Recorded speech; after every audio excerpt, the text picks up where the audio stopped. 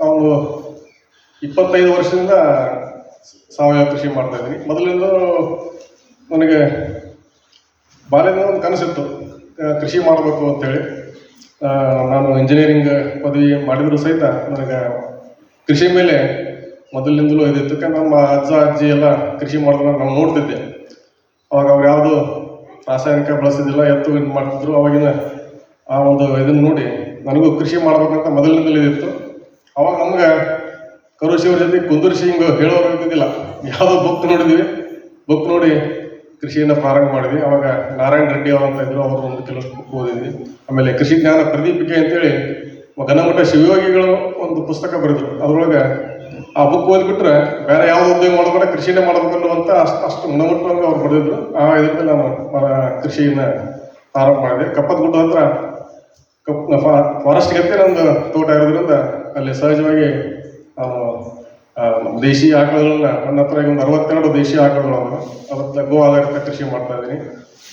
ಒಂದು 15 ಎಕರೆ ಮಾವು ಇದೆ, ಒಂದು 6 ಎಕರೆ ಗೋಡಂಬಿ ಹಾಕಿದ್ದೀನಿ, ಒಂದು ಕಬ್ಬು ಮತ್ತು ಇತರ ತರಕಾರಿಗಳನ್ನ ಬೆಳಿತೀವಿ. ಸಂಪೂರ್ಣ ಸಾವಯವ ಕೃಷಿ ಅಂತಂದ್ರೆ ನಾನು ನೈಸರ್ಗಿಕ, ನಾನು ಆಲ್ಮೋಸ್ಟ್ ಒಂದು 80% ತೋಟಗಳು ನಾನು ಯಾವುದು ಉಳುಮೆ ಮಾಡ್ತಾ ಇಲ್ಲ.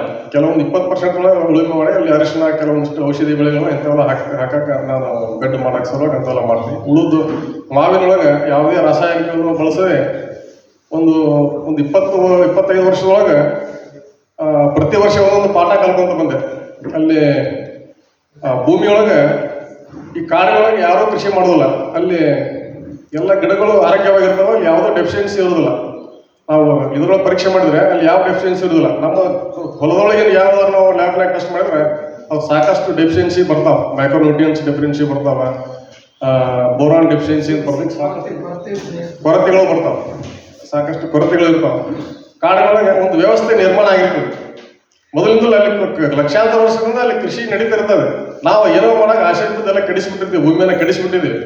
ಅದನ್ನ ಹೊಳ್ಳಿ ಸರಿ ಹೆಂಗೆ ಮಾಡೋದ್ರೆ ನಾವು ಏನೇನು ಮಾಡಕತ್ತೀವಿ ಯಾರಾದ್ರೂ ಬಿಡ್ಬೇಕು ಅನ್ನೋದಂತ ಬಿಡ್ತಾ ಹೋಗ್ಬೇಕಂತ ವಿಚಾರ ಮಾಡ್ಕೊಂತ ಒಂದೊಂದೇ ಬಿಟ್ಕೊಂತ ಈಗ ಒಂದು ವಾತಾವರಣವನ್ನು ನಿರ್ಮಾಣ ಮಾಡಿದ್ದೀನಿ. ಅಲ್ಲಿ ಈಗ ನನಗೆ ಯಾವುದೇ ಗೊಬ್ಬರನೂ ಬೇಕಾಗೋದಿಲ್ಲ, ಉಳಿಮಿನಿ ಬೇಕಾದ್ರೆ ಗಿಡಗಳಿಗೆ ಸ್ಪ್ರೇನೂ ಮಾಡೋಕ್ಕಾಗಲ್ಲ. ಯಾಕಂದ್ರೆ ನಾನು ನೋಡ್ತೀನಿ ಸಾಕಷ್ಟು ವಾರಕ್ಕೆ ಒಂದೊಂದ್ಸಲ ಸ್ಪ್ರೇ ಮಾಡಿ ಮಾವಿನ ಗಿಡಗಳಲ್ಲಿ ಕಾಯಿ ಎಲ್ಲಾದ್ರಿಂದ ಅಂತ ತೋಟಗಳು ನೋಡ್ತಾ ಇದ್ದೀನಿ. ಇವತ್ತು ನಾನು ಯಾವುದೇ ಇದು ಮಾಡಲ್ಲ ಅಂದ್ರೆ ನೀವು ಬಂದು ನೋಡ್ಬೋದು ನನ್ನ ಗಿಡದೊಳಗೆ, ತೋಟದೊಳಗೆ ಮಾವಿನ ಗಿಡಗಳು. ಅದು ಮೊದಲು ಸಾಕಷ್ಟು ಅನುಭವಿಸಿದ್ದೀನಿ. ಅನುಭವ ಇರೋದ ಟೈಮ್ ಒಳಗೆ ಸಾಕಷ್ಟು ಲಾಸ್ ಕಳ್ಕೊಂಡಿದ್ದೀನಿ. ಬಟ್ ಈಗ ಒಂದು ಹಂತಕ್ಕೆ ಬಂದಿದ್ದೀನಿ. ಇತ್ತೀಚೆಗೆ ಅಪ್ಪವರು ನಮ್ಮ ಕಪ್ಪತ್ಗುಡ್ಡಕ್ಕೆ ಬಂದಾಗ ನನ್ನ ಗೋಶಾಲೆಗೆ ಭೇಟಿ ನೀಡಿದ್ರು. ನನಗೆ ಭಾಳ ಒಂದು ಶಕ್ತಿ ಬಂದಾಗ ಅವರಲ್ಲಿ ಪಾದ ಇಟ್ಟೋದಕ್ಕೆ ಅವರು ಆಶೀರ್ವಾದ ಮಾಡಿ ಹೋದರು. ಮತ್ತು ನನಗೆ ನನ್ನ ಇಲ್ಲಿಗೆ ಕಪ್ಪತ್ಗುಡ್ಡದಿಂದ ಇಷ್ಟು ದೂರ ಇಲ್ಲಿ ಕಳಿಸೋದಕ್ಕೆ ಕರೆಸಿ ನನಗೆ ಆಶೀರ್ವಾದ ತಗೊಳ್ಳಕ್ಕಂತ ಬಂದಿದ್ದೀನಿ. ಮತ್ತು ನಮ್ಮೆಲ್ಲರನ್ನು ಭೇಟಿ ಆಗೋದು ಒಂದು ಅವಕಾಶ ಸಿಕ್ತು. ಸರ್, ನಾನು ಬಿ ಆಟೋಮೊಬೈಲ್ ಓದಿದ್ದೆ. ಆದರೂ ನಮ್ಮ ತಂದೆಯವರು ಇಂಜಿನಿಯರ್ ಇದ್ದರು. ಬಟ್ ನಮ್ಮ ಮನೆಯೊಳಗೆಲ್ಲ ನಮ್ಮ ಅಜ್ಜ ಅಜ್ಜಿಯವರು ಭಾಳ ಕಷ್ಟಪಟ್ಟು ಕೃಷಿ ಮಾಡ್ತಾಯಿದ್ರು. ಯಾವ ಥರ ಅಂದರೆ ನಮ್ಮ ಅಜ್ಜ ಭಾಳ ತಾನೇ ಗಳೆ ಹೊಡೆದು ಬಿತ್ತಿ ತಾನೇ ಮಳೆ ಹೊಡೆದಿದ್ದ. ಅಷ್ಟಕ್ಕೆ ಕಷ್ಟಪಟ್ಟು ಕೃಷಿ ಮಾಡ್ತಿದ್ರು. ಮತ್ತು ಪ್ರತಿ ದಿವಸ ನಾನು ನೋಡ್ತಿದ್ದೆ 4 ಗಂಟೆಗೆ ಹೇಳೋರು. ಬೆಳಿಗ್ಗೆ ದಿನಚರಿ 4 ಗಂಟೆಗೆ ಪ್ರಾರಂಭ ಆಗಿತ್ತು. ಅವಾಗ ಹೊಲ ಬೆಳಕರಿದ್ರಾಗ ಗಳೆ ಹೊಲದಾಗಿರ್ತಿದ್ವು. ಆ ಥರ ಒಂದು ಕೃಷಿ ಮಾಡ್ತಿದ್ರು. ಅದನ್ನು ನೋಡಿ ನನಗೆ ಒಂದು ತೋಟ ಮಾಡಬೇಕಂತ ಭಾಳ ಇತ್ತು ಮೊದಲಿಂದಲೂ. ತೋಟ ಅದ್ರ ಸಲುವಾಗಿ ನಾನು ಕಪ್ಪತ್ಗುಡ್ಡ ಹತ್ರ ನನ್ನಲ್ಲಿ ಒಂದು ಹೆಚ್ಚಿಗೆ ಉಳುಮೆ ಮಾಡಲಾರಂತ ಒಂದು ಕಾಡಿಗೆ ಹತ್ತಿರದಂಥ ಒಂದು ತೋಟವನ್ನು ಸೆಲೆಕ್ಟ್ ಮಾಡಿಕೊಂಡೆ. ಅಲ್ಲಿ ಸದ್ಯಕ್ಕೆ ನನಗೆ 31 ಎಕರೆ ತೋಟ ಮಾಡಿದ್ದೀನಿ. ಹಂತವಾಗಿ ನಾನು ಈಗ ಪ್ರಯೋಗಗಳನ್ನು ನನ್ನದೇ ಸ್ವಂತ ಪ್ರಯೋಗ ಮಾಡ್ತಾ ಈಗ ಒಂದು ಹಂತಕ್ಕೆ ಬಂದು ಮಾಡ್ತಾ ಇದ್ದೀನಿ. ಇದಕ್ಕಿಂತ ಹೆಚ್ಚಿಗೆ ಅದ್ರ ಮೇಲೆ ಪೂರ್ಣ ಜೀವನ ಕಟ್ಕೊಂಡಿದ್ದೀರಾ? ಅದ್ರ ಮೇಲೆ ಜೀವನ ಕಟ್ ಮಾಡ್ತೀನಿ. ಮತ್ತು ನಮ್ಮದೇ ನಾವು ವಿವಿಧವಾದ ಬೆಳೆಗಳನ್ನ ಬೆಳಿತೀವಿ. ನನ್ನಲ್ಲಿ ಮಾವು ಬೆಳೆದಿದ್ದೀನಿ. 12 ಎಕರೆ ಮಾವು ಇದೆ. ಒಂದು 6 ಎಕರೆ ಗೋಡಂಬಿ, ಈಗ ಒಂದು 11 ಎಕರೆ ಕಬ್ಬು ಹಾಕಿದ್ದೀನಿ, ಈ ಸಲ ಹಾಕಿದ್ದೀನಿ. ಪ್ರತಿ ವರ್ಷ ಒಂದು 2 ಎಕರೆ 2.5 ಎಕರೆ ಕಬ್ಬು ಹಾಕಿ ನಾನೇ ಸ್ವತಃ ಸಾವಯವ ಬೆಲ್ಲ ತಯಾರು ಮಾಡಿಸ್ತಿದ್ವಿ ಮತ್ತು ಸಿರಿಧಾನ್ಯಗಳನ್ನು ಬೆಳಿತೀವಿ. ಇದ್ರ ಜೊತೆಗೆ ಔಷಧಿ ಬೆಳೆಗಳನ್ನು ಬೆಳೀತಾ ಇದ್ದೀವಿ ಕೆಲವೊಂದಷ್ಟು. ತುಳಸಿ ಅಂತೂ ನಾವು ಮೊದಲಿಂದಲೂ ತುಳಸಿ ಬೆಳೀತಾ ಇದ್ದೀವಿ. ತುಳಸಿ, ಶತಾವರಿ ಮತ್ತು ಇನ್ನು ಕೆಲವೊಂದಷ್ಟು ಔಷಧಿ ಬೆಳೆಗಳನ್ನ ಬೆಳಿತಿದ್ವಿ.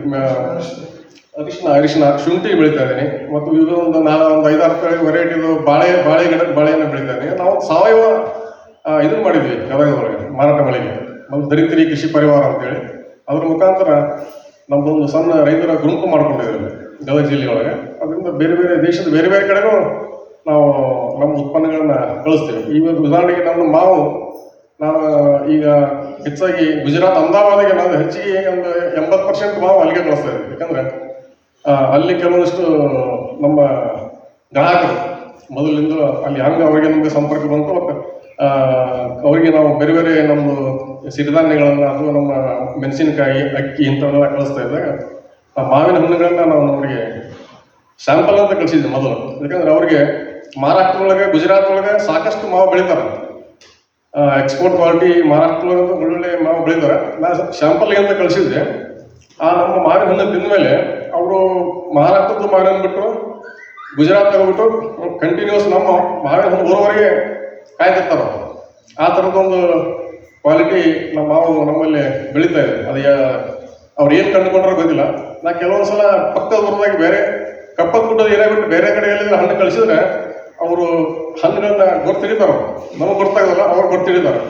ನಿಮ್ಮ ಹೊಲದಾಗಿದ್ರೆ ನಿಮ್ಮ ಎದುರಾಗಿದ್ರೆ ಅಷ್ಟೇ ಕಳಿಸ್ರಿ, ಬೇರೆ ಕಡೆಯಿಂದ ಕಳಿಸ್ಕೊಡ್ತೀನಿ ಅಂತ ಹೇಳ್ತಾರೆ. ಅಷ್ಟು ಮಟ್ಟಿಗೆ ಆ ಒಂದು ಮಣ್ಣಿನ ಗುಣಧರ್ಮನ ಆಯಿತು, ನಮ್ಮ ನೈಸರ್ಗಿಕವಾಗಿ ಬೆಳೆದಿರ್ತಕ್ಕಂಥ ಅದು ಒಂದು ಎಲ್ಲ ಸೇರಿ ಆ ಒಂದು ಗುಣಮಟ್ಟ ಬರ್ತದೆ. ಅದಕ್ಕಾಗಿ ಸ್ವಲ್ಪ ನಾವು ಪೇಷನ್ಸಿಂದ ಕಾಯಬೇಕು.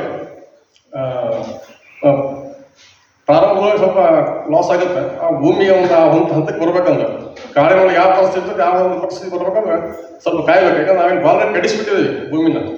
ಅಲ್ಲಿ ಏನು ಜೀವಂತ ಏನು ಸೂಕ್ಷ್ಮ ಚಟುವಟಿಕೆ ಇರ್ತದೆ ಅದನ್ನೆಲ್ಲ ನಾವು ಇದನ್ನು ಮಾಡೋಕ್ಕಿಲ್ಲ. ಅದು ಹೊಳ್ಳಿ ಮತ್ತೆ ಅದನ್ನು ಮರುಪೂರ್ಣ ಮಾಡಬೇಕು, ಅದನ್ನು ಜೀವಂತ ಮಾಡ್ಬೇಕಂದ್ರೆ ಅದು ಕೆಲವೊಂದಿಷ್ಟು ನಮ್ಮ ಪ್ರವಾಸಿಯವರು ಹೇಳ್ದಂಗೆ ಆಯ್ತು, ಕೆಲವೊಂದಿಷ್ಟು ಇವನ್ನ ಮಾಡ್ಕೊಂಡು ಹೋದಾಗ ಆ ಒಂದು ಹಂತವನ್ನು ತಲುಪಬಹುದು.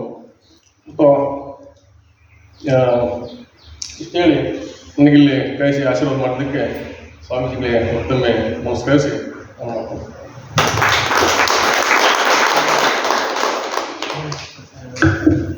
ಕೋಟಿ ವಿದ್ಯೆಗಿಂತಲೂ ಮೇಟಿ ವಿದ್ಯೆಯ ಮೇಲೂ ಎನ್ನುವ ಹಾಗೆ